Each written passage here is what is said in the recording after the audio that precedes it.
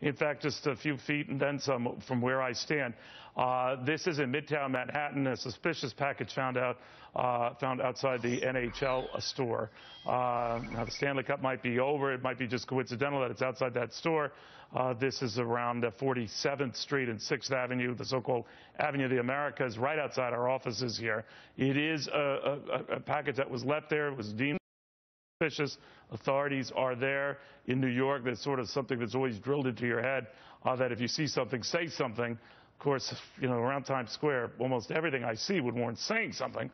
Be that as it may, they're trying to get to the bottom of this and see what this package could be, taking no chances ahead of warnings out of all the major security agencies on heightened terror watch and security alert for the July 4th holiday that is coming up. This is something that always is the wild card for markets as well. I want to touch on this, what's going on with Greece with Hadley Heath. We've got John Tammy, we've got Ron Meyer. Hadley, to you first on just the twin concerns, the terror, the other concern basically that Greece is falling out of bed, Puerto Rico closer to home, not much better. Nothing tests people's nerves like that, huh?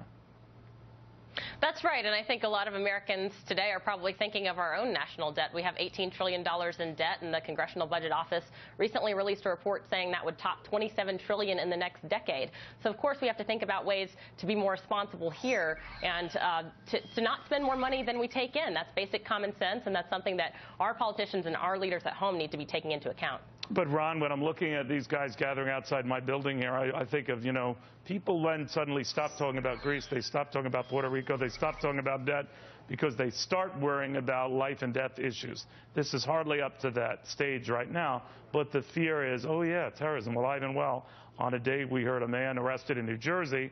He'll be soon arraigned in Newark court with apparently links to ISIS. And here we go again, right?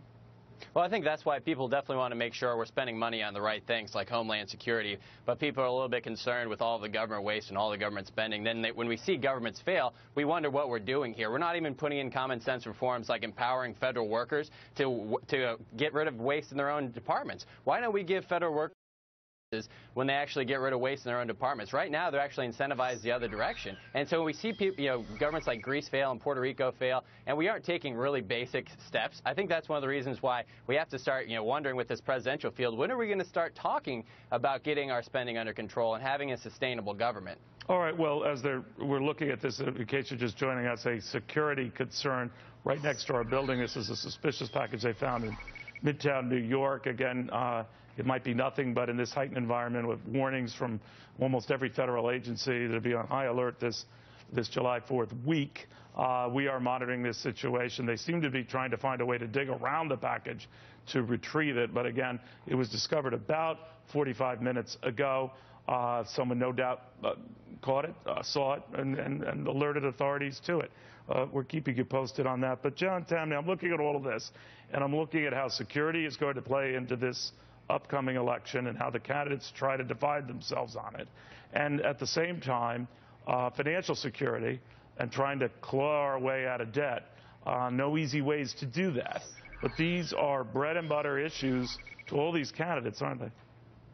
Well, they are, but let's face it, politicians exist to spend. Let's face it, that's how they get rich once out of office, because they can move federal dollars around. You go back to the end of President Clinton's presidency, the federal budget was $1.8 trillion. Republicans had power of the purse. They proceeded to oversee major spending increases. More modernly, they got back into power in the last couple of years, and they promised a major reduction in the size of government. Well, over the last 18 months, we've seen the size of government increase by 7%, over $133 billion. This is problematic that neither party understands that forget about deficits. The real burden of the economy is government spending. It's John Boehner and Nancy Pelosi allocating capital over the economy. Someone's got to get it under control, but neither party wants to. Hadley Manning, though, do you think that security, and maybe on a antsy week like this, will become a heightened and talked about issue, that maybe reigning in the NSA, the whole argument here that we got a little ahead of ourselves here?